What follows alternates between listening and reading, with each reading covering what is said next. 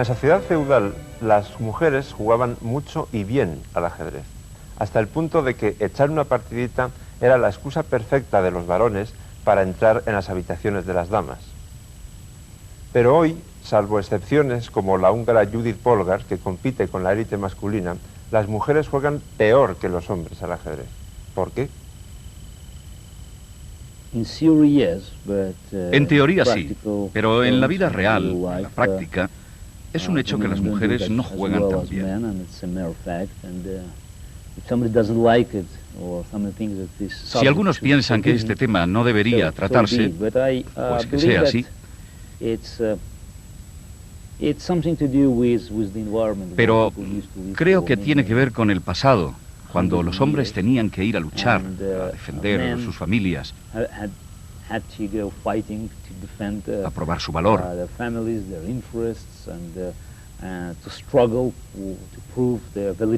Mientras que las mujeres estaban separadas de las actividades más duras.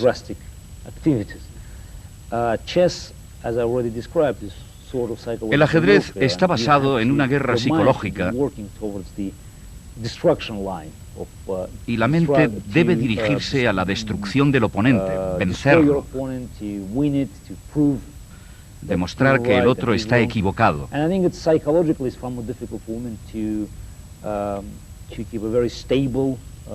Y para las mujeres resulta difícil mantener de forma estable la tensión,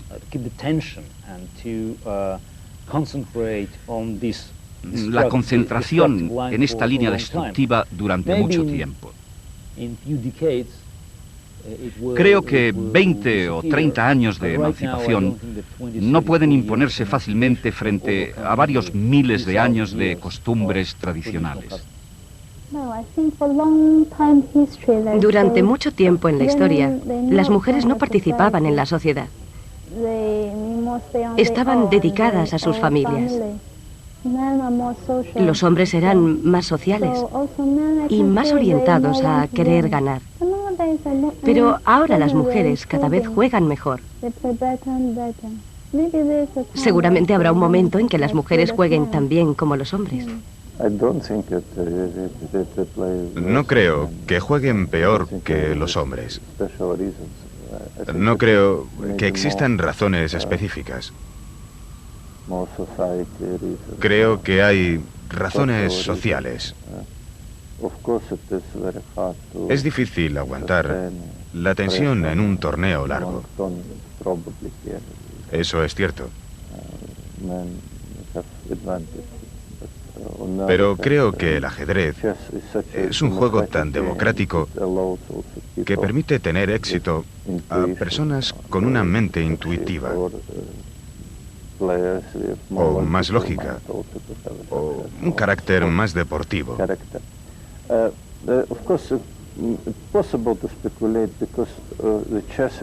Puede ser que al tratarse de un juego de guerra, esto gusta más a los hombres.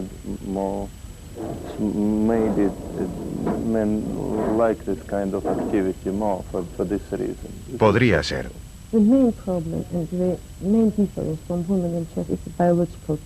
El principal problema creo que es de tipo biológico.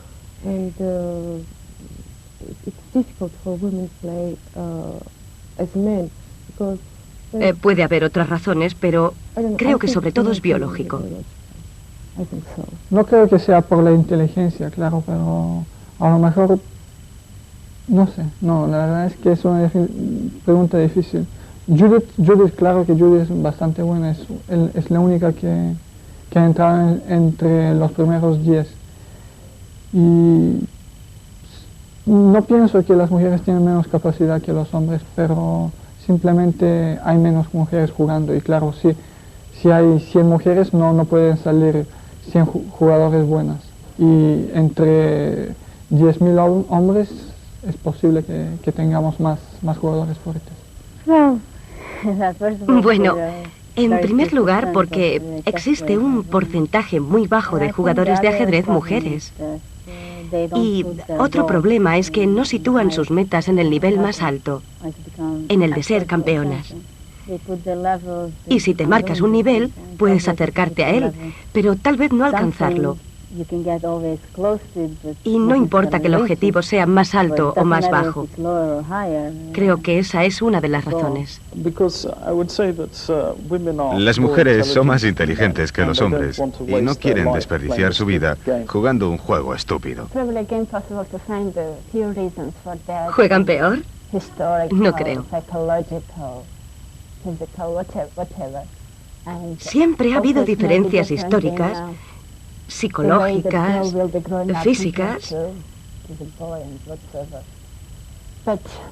Hay diferencias incluso entre niños y niñas, pero no creo que eso sea una cuestión tan importante.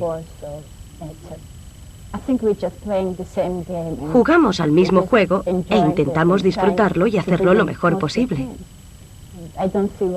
No veo por qué las mujeres no pueden jugar como los hombres. Algunas ya lo hacen mejor. Creo que hay dos conclusiones claras. Por una parte, el número de jugadoras sigue siendo muy inferior al número de jugadores. Por otro lado, la educación. Incluso hoy, y en la inmensa mayoría de los países del mundo, sigue siendo tan raro regalar una muñeca a un niño como un tablero de ajedrez a una niña. El ajedrez de alto nivel es un deporte tremendamente competitivo, donde hay muchísima tensión, desgaste nervioso, agresividad.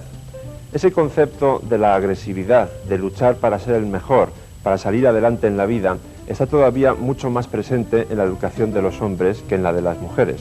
Aunque eso está cambiando a bastante velocidad, necesitaremos seguramente al menos 2 generaciones para ver algún día cómo en la lista de los 10 mejores del mundo hay, por ejemplo, 5 hombres y 5 mujeres. Eso no era así hace muchos años, en la Edad Media. Recuerdo, por ejemplo, la leyenda del caballero francés, muy guapo, por cierto, Huón de Burdeos, que fue condenado a muerte por el rey. La princesa, que era una excelente jugadora de ajedrez, intercedió por el caballero y pidió clemencia al rey. Su padre le dijo: muy bien, jugarás una partida de ajedrez con él. Si ganas, le condenaré a muerte, pero si pierdes, tendrás que concederle tus favores.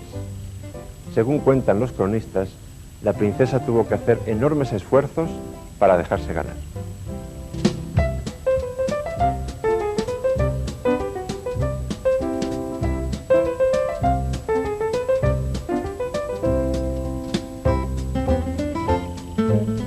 Para aprender al detalle los movimientos del caballo, le remito a la parte escrita de esta obra y le recomiendo especialmente ese juego tan divertido de recorrer todo el tablero con un caballo pasando una sola vez por cada una de las 64 casillas. De momento, interesa subrayar lo más básico porque tiene que ver con el mate de dama y rey contra rey que veremos a continuación. Un caballo como este colocado en la casilla D4 dispone de 8 movimientos. Concretamente puede ir a C6, a B5, a E6, F5, F3, E2, C2 y B3. Algún incauto dijo una vez que las mujeres son el sexo débil, cuando todos sabemos que la realidad es precisamente al revés. El ajedrez es un buen ejemplo de ello, porque el rey es la pieza más importante, pero la más potente es la dama. Eso se demuestra muy bien en esta posición del clásico mate de dama y rey contra rey, que a mí, por cierto, me recuerdan a esos documentales que ustedes seguro que han visto de la vida de los leones. Mientras la hembra sale a cazar, a conseguir alimento para la manada, el macho se queda en su guarida comiendo, durmiendo o guardando el territorio. Para dar mate a ese rey negro, lo primero que hay que hacer es acorralarlo en una de las bandas. Y eso se consigue colocando la dama siempre a salto de caballo. Ahora que ustedes han aprendido cómo se mueve el caballo, esa expresión les resultará familiar. Las negras tienen que retroceder, no hay más remedio, y las blancas siempre mantienen su dama a salto de caballo, pero cortándole el territorio todo el rato. El rey llega ya hasta la banda, la dama permanece a salto de caballo, se mantiene ese mecanismo, pero mucho ojo al llegar a esta posición, porque es el único momento en el que ustedes pueden cometer un error gravísimo. Si ahora las blancas juegan dama B6, el rey negro no tiene ningún movimiento legal y por tanto es tablas por ahogado. Imagínese usted la cara que se le quedaría y el berrinche que agarraría si le ocurre esto con esta ventaja tan fantástica. Para evitarlo, al llegar a esta posición, la hembra llama otra vez al macho que está en el rincón para que acuda en su ayuda. El rey se acerca, el rey negro solamente puede moverse de A7 a A8 y viceversa. El rey blanco llega hasta esta casilla, a C7, y en esta posición las blancas disponen de 5 formas distintas de dar jaque mate. Pero yo no se las voy a decir, porque no lo voy a hacer todo yo. Ustedes tienen que poner de su parte.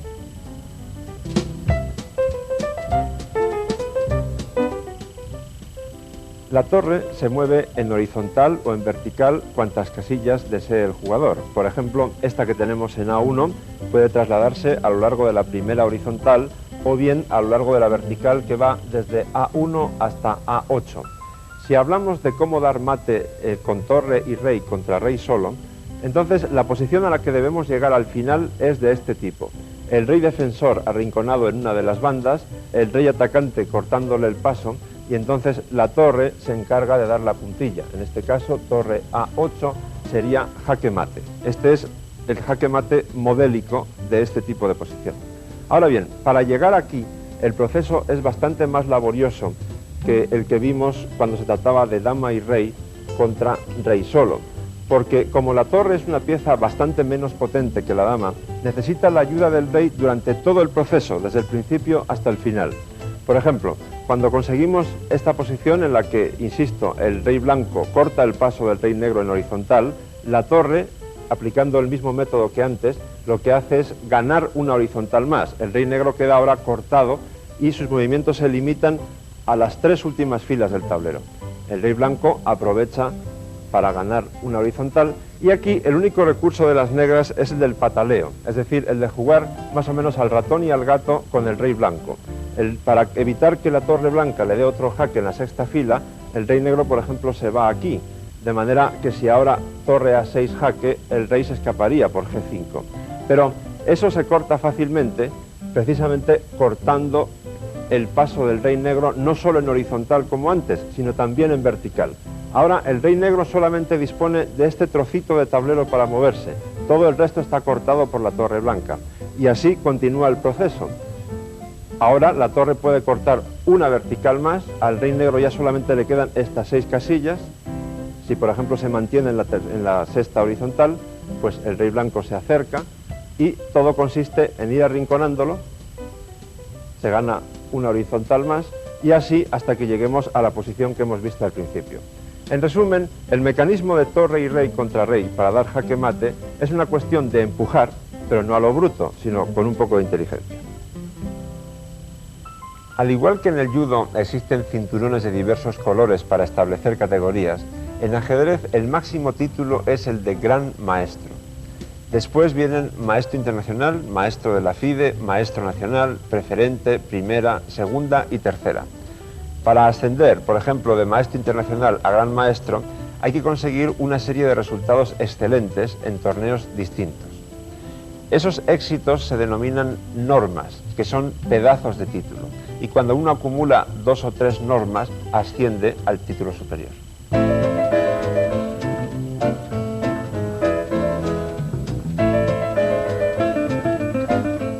Sobre gustos no hay nada escrito, y uno de los factores que convierten al ajedrez en uno de los juegos de posibilidades casi infinitas y tal vez en el más apasionante que haya inventado el ser humano es precisamente que las leyes de la estrategia, casi todas, tienen muchas excepciones. Resulta muy raro poder decir categóricamente esto es muy bueno para las blancas y muy malo para las negras o viceversa. Casi siempre hay que tener en cuenta otros elementos, como la situación de todas las piezas que hay en el tablero. Un ejemplo muy claro es el tema estratégico de los peones doblados en la columna C. Aquí tenemos 2 en C4 y C3, en esta posición que corresponde a la variante Semic de la defensa ninzo-india, una posición bastante típica. Si usted como ajedrecista tiene un estilo más bien posicional, estratégico, tranquilo, con preferencia por tener todas las piezas bien organizadas, que no haya grandes complicaciones en el tablero, con tendencia a acumular pequeñas ventajas y explotarlas después en el final, entonces seguro que va a preferir las piezas negras en esta posición. Veamos, las piezas negras prácticamente no tienen ninguna debilidad manifiesta, toda la estructura de peones está unida y coordinada desde H7 hasta A7, y además las negras tienen un plan muy claro, que consiste en atacar este complejo de peones doblados. Y después, si es posible, cambiar todas las piezas que puedan para pasar a un final. Especialmente cambiar las damas, porque es la pieza más potente y es la que va a utilizar el blanco, sin duda alguna, para atacar al rey negro. Tal vez alguno de ustedes diga, bueno, pero entonces, ¿qué sentido tiene discutir sobre esa posición? Parece que es muy favorable para las negras. Pues no, porque mientras existan las damas en el tablero, las blancas pueden atacar, y pueden hacerlo de forma francamente peligrosa, basándose sobre todo en dos elementos. Por un lado, la clara ventaja de espacio en el centro y eventualmente en el flanco de rey, y por otro, este par de alfiles, que de momento está ahí dormidito, pero que puede ser muy peligroso para atacar al rey negro si se abre la posición. Vamos a ver de forma esquemática cuáles son los planes más típicos para las blancas y para las negras. Como he dicho antes, el de las negras en principio es bastante meridiano, bastante claro. Pueden colocar el caballo en A5 para atacar a ese peón, seguir con el alfil en A6 con el mismo objetivo, incluso pueden incrementar la presión jugando dama D7 y posteriormente dama A4, con lo cual ya habría 3 piezas atacando ese peón de C4, y todavía más, si me apuran, porque en muchas partidas que parten de esta posición que teníamos al principio, las blancas suelen avanzar su peón a F4, las negras contestan con E5, entonces se cambian estos peones en el centro y se bloquea el centro con D5. Y entonces las negras pueden incorporar una cuarta pieza al ataque de C4 a base de jugar primero caballo E8 y después colocar ese caballo en D6, en una figura que llamamos el centinela, porque está bloqueando este peón de D5, además de atacar el peón de C4. Así pues, ese plan carece de toda duda, es muy sencillo. Sin embargo, insisto en lo que he dicho antes, eso no quiere decir que las blancas estén perdidas, ni mucho menos. De hecho, gozan de tremendas posibilidades de ataque sobre el flanco de rey negro, como vamos a ver a continuación. Como he dicho antes, las blancas tienen 2 alfiles, y hay varias formas de aprovechar ese factor. Una que se ha utilizado en varias partidas es jugar alfil G5, clavando ese caballo de F6. ¿Para qué se clava el caballo? Bueno, en primer lugar, la clavada en sí misma es muy molesta, porque la dama negra difícilmente podrá maniobrar y circular por las casillas blancas mientras tenga que estar pendiente de esa clavada. De lo contrario, las blancas jugarían alfil por F6, las negras tendrían que tomar con este peón en F6 y las negras también tendrían peones doblados y además al lado de su rey.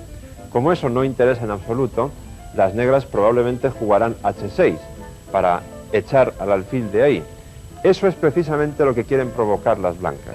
Después de H6, el alfil se retira a E3 y las blancas han conseguido crear un punto de ruptura en G5.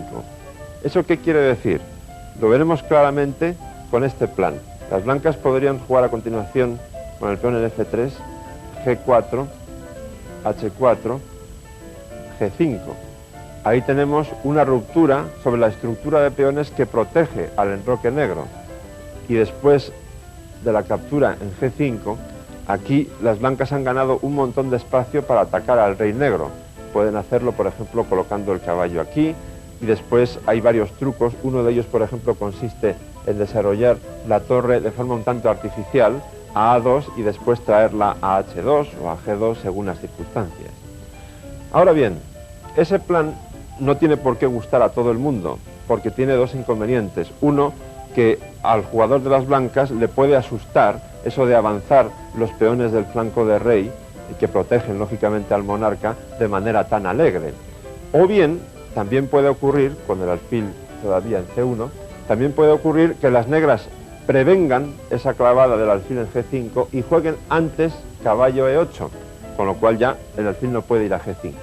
En ese caso, las blancas disponen de otro plan, de varios en realidad, pero uno que es el más frecuente, que es colocar el alfil en E3 de forma sólida, protegiendo más el centro, y después avanzar este peón a F4, colocar, igual que he dicho antes, el caballo en G3, utilizar ese mismo truquito de desarrollar la torre de A1 de forma artificial vía A2 para llevarla en este caso a F2, y con las piezas así dispuestas, y tanto si las negras han jugado E5 como si no lo han hecho, el plan es muy claro: F5, rompiendo una vez más la estructura de peones que protegen como una coraza al rey negro.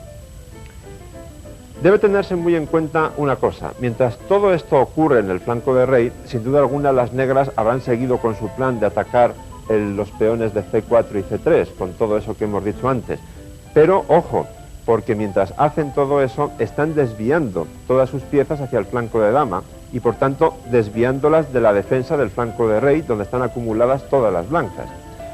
Eso quiere decir que las negras tienen que tener mucho cuidado y deben intentar, de alguna forma, combinar el ataque en el flanco de dama con la defensa en el ala de rey. Creo que con las modernas técnicas de defensa, los peones doblados son más una debilidad que una ventaja. Un ejemplo clásico es la variante Simic de la defensa ninzo-india. Las blancas fuerzan a las negras a tomar C3, esperando crear un centro fuerte. Esta línea fue popular durante los años 50. Después desapareció para resurgir a principios de los 80.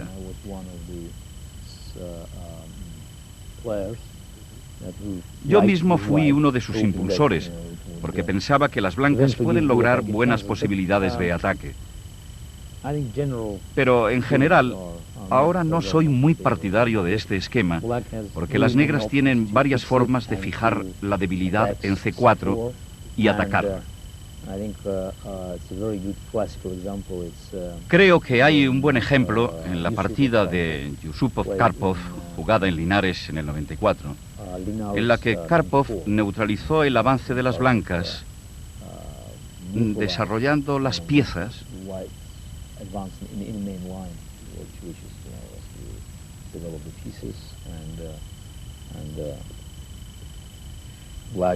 y utilizando la famosa maniobra de Capablanca con F5 para frenar el avance de las blancas a F4.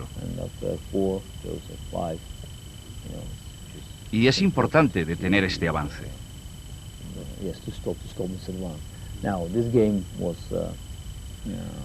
Esta partida fue muy significativa, pero también hay otros planes para las negras que, en mi opinión, hacen poco atractivo el sistema de Simic para las blancas, porque las negras suelen obtener al menos un juego equilibrado. Por otro lado, en la variante normal de la ninzo-india, muchos jugadores con las piezas negras toman voluntariamente C3 con el caballo en F3, sin que las blancas jueguen A2. El precursor de esta idea fue Robert Habner, y muchos jugadores de negras están satisfechos con ella. Y de hecho es difícil para las blancas hacer progresos. Pero hay planes para las blancas.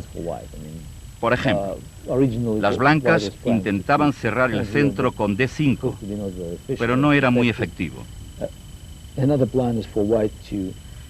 Otro plan para las blancas sería mantener la tensión. Cuanta más tensión podamos mantener, mejor, como hacía Artur Yusupov con cierto éxito. Y el plan más agresivo es el que mantiene intacta la estructura de peones. Luego se intenta empujar el caballo aquí y jugar F4, incluso sacrificando un peón para abrir el juego a cualquier precio. Ese es un plan moderno que da lugar a partidas muy complicadas. En cualquier caso, no quiero decir que las negras tengan ventaja, pero sí que tienen tantas oportunidades como las blancas de ganar la partida o de obtener ventajas. Por eso es bastante incómodo para las blancas permitir esto. Para resumir esto de la manera más gráfica que se me ocurre, podemos decir que los peones doblados en la columna C son como la tortilla de patatas. Hay quien la prefiere muy hecha o poco hecha. Cuestión de gusto.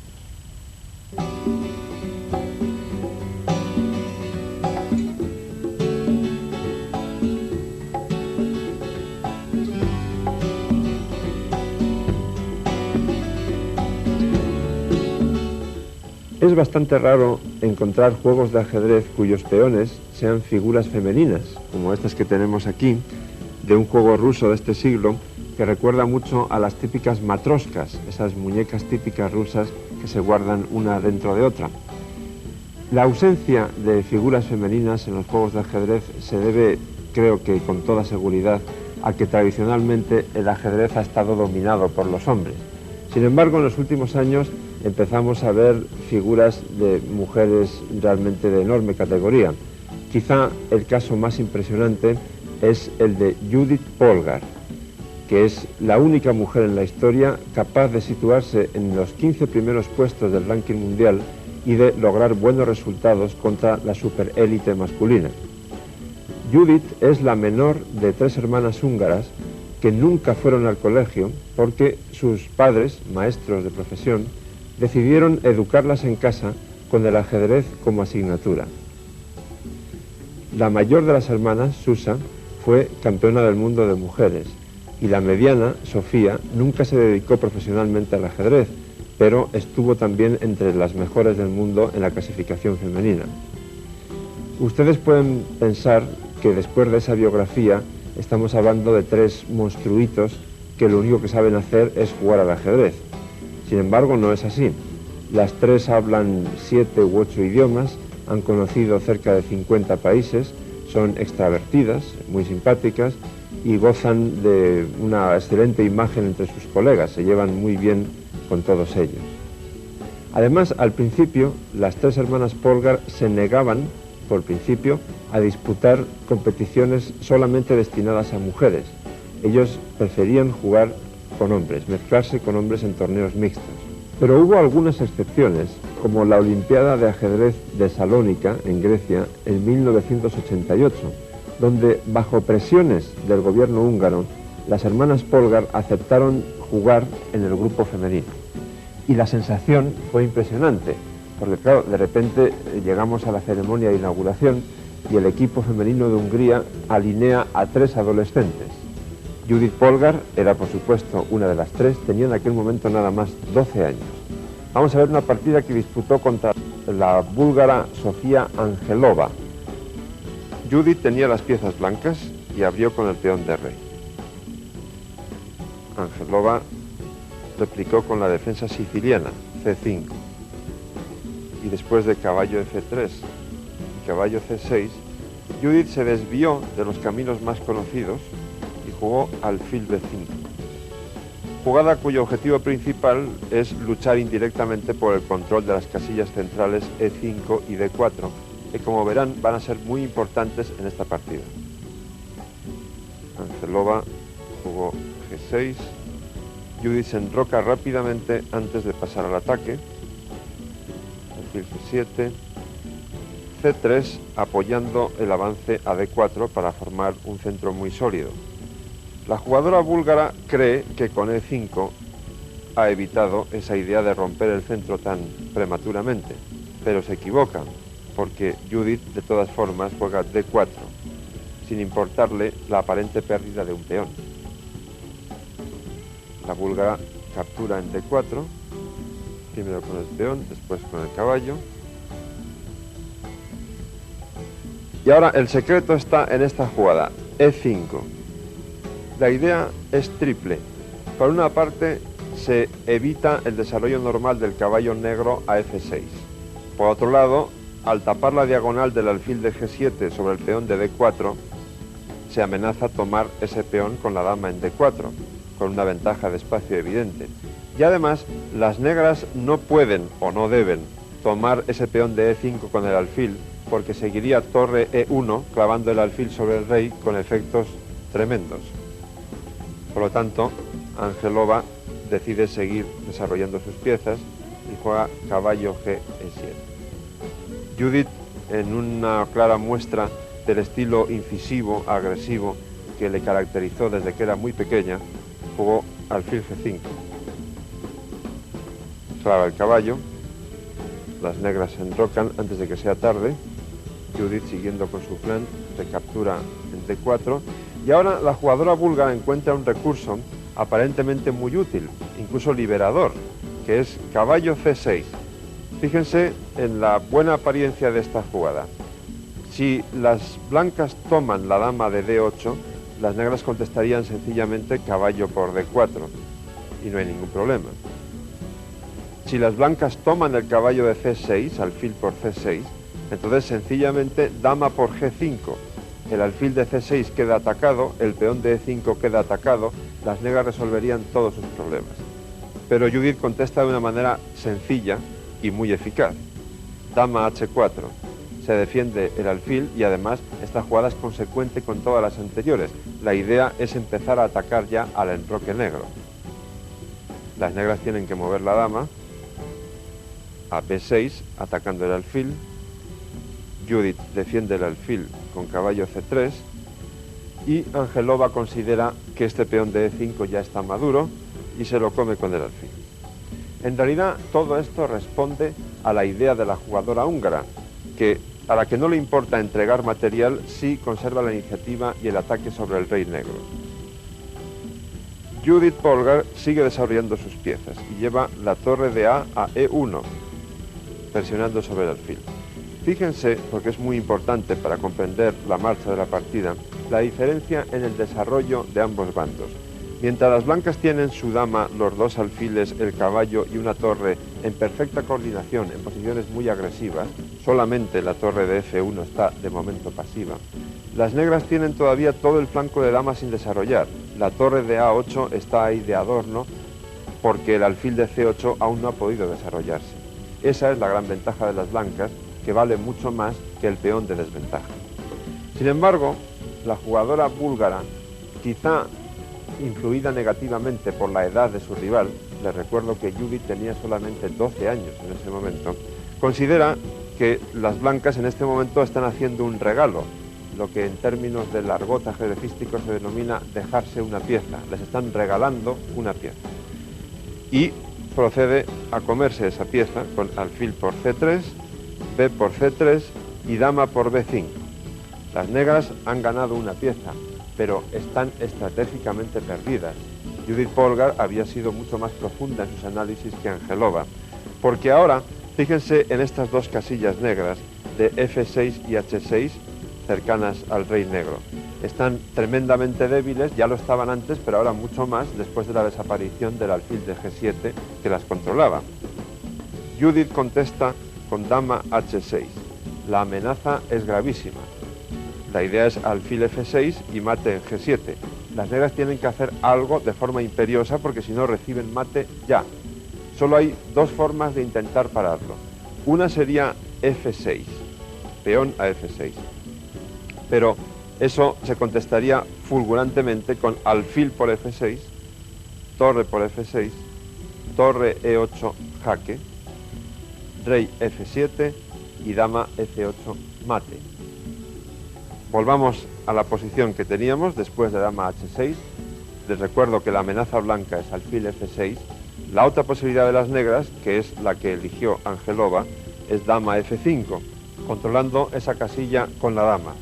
Pero entonces lo que Angelova no esperaba era un sacrificio brillantísimo, una obra de arte de una adolescente que tenía 12 años.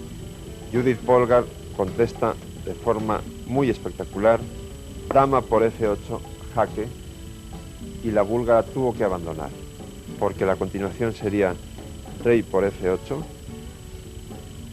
alfil H6 jaque, única rey G8 y torre E8 mate. Ya a los 12 años, Judith Polgar, con un talento impresionante, auguraba que iba a ser la mejor jugadora de todos los tiempos.